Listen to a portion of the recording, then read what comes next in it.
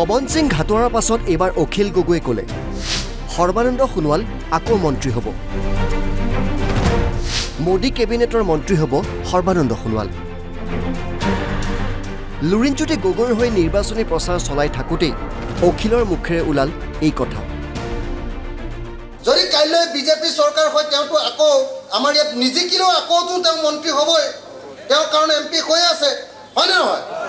এতিয়া তেওঁ যদি বিজেপি চৰকাৰ হয় তথাপি তেওঁ মন্ত্ৰী হ'ব, গতিকে তেওঁতো মন্ত্ৰী হৈ থাকিব, আমি পাবলগীয়া হ'লে সেই মন্ত্ৰীৰ পৰা পায়ে থাকিম। কিন্তু লগত যদি আপোনালোকে লুৰিণক জিকাই দিয়ে, সেইফালে MP হৈ তেওঁৰ পৰা মন্ত্ৰী হিচাপে যি পাব লাগে পাবতো শূন্য বাৰু, কিন্তু যিটো পাব লাগে সেইটো পাবই, হয়নে নহয়?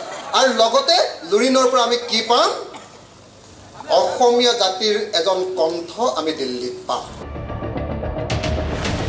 হয়, অখিলৰ যুক্তি সৰ্বানন্দ সোণোৱাল পৰাজিত হ'লেও তেওঁ ৰাজ্যসভাৰ সাংসদ হৈয়ে থাকিব। গতিকে পৰাজিত হৈ মোদী কেবিনেটৰ মন্ত্ৰী হ'ব সৰ্বানন্দ সোণোৱাল। যদি কাইলৈ বিজেপি চৰকাৰ হয় তেওঁতো আকৌ আমাৰ ইয়াত নিজিকিলেও আকৌতো তেওঁ মন্ত্ৰী হ'বই, তেওঁৰ কাৰণে MP হৈ আছে, হয়নে নহয়? এতিয়া তেওঁ যদি বিজেপি চৰকাৰ হয় তথাপি তেওঁ মন্ত্ৰী হ'ব, গতিকে তেওঁতো মন্ত্ৰী হৈ থাকিব, আমি পাবলগীয়া হ'লে সেই মন্ত্ৰীৰ পৰা পায়ে থাকিম। কিন্তু লগত যদি আপোনালোকে লুৰিণক জিকাই দিয়ে, সেইফালে MP হৈ তেওঁৰ পৰা মন্ত্ৰী হিচাপে যি পাব লাগে পাবতো শূন্য বাৰু, কিন্তু যিটো পাব লাগে সেইটো পাবই, হয়নে নহয়? আৰু লগতে লুৰিণৰ পৰা আমি কি পাম? অসমীয়া জাতিৰ এজন কণ্ঠ আমি দিল্লীত পাম। 2024 মোদী আহি আছে বুলি এতিয়া যেন অখিল গগৈয়ে অনুমান কৰিছে,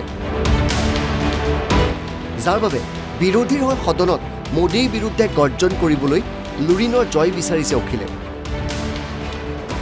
লুৰিণ শুনিছ নহয়? দিল্লীত পঠিয়াব খুজিছো একদম যুঁজিবৰ কাৰণে, তাত ভিজামি কৰি হৈ থাকিবৰ কাৰণে নহয়, হয়নে নহয়? হয়নে নহয়? এইটো ৰাইজৰ শক্তি হয়, এইটোৱে ৰাইজৰ শক্তি। লুৰিণৰ পৰা আমি কি পাম? অসমীয়া জাতিৰ এজন কণ্ঠ আমি দিল্লীত পাম। ইপিনে ৰাহুল গান্ধীৰ মতে 2024 এইবাৰ বিৰোধী চৰকাৰ। Unlike many political commentators, I can't predict the future. But what I'm confident of is that this is a much closer election than is being propagated by the media. It is a close election and we are going to fight an excellent election and we are going to win the election. Thank you.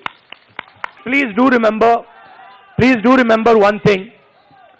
Please do remember that there was a similar feeling being generated by the press when Mr. Vajpayee was Prime Minister. There was the India Shining campaign.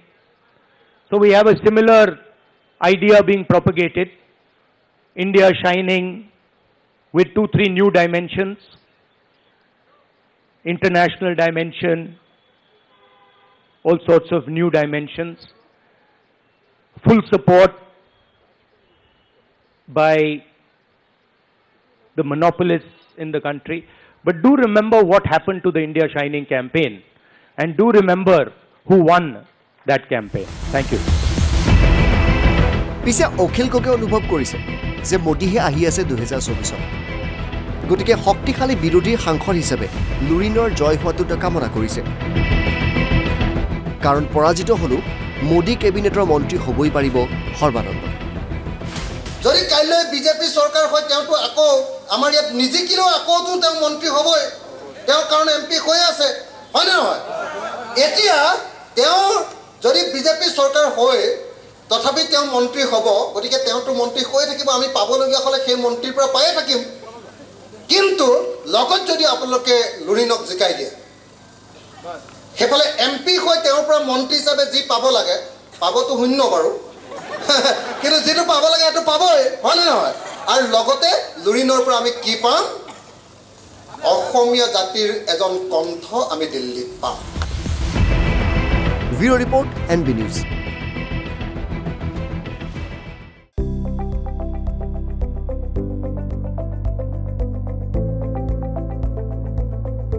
NB News, সহজ সৰল ভাষাত নৱভাৰতৰ কথা।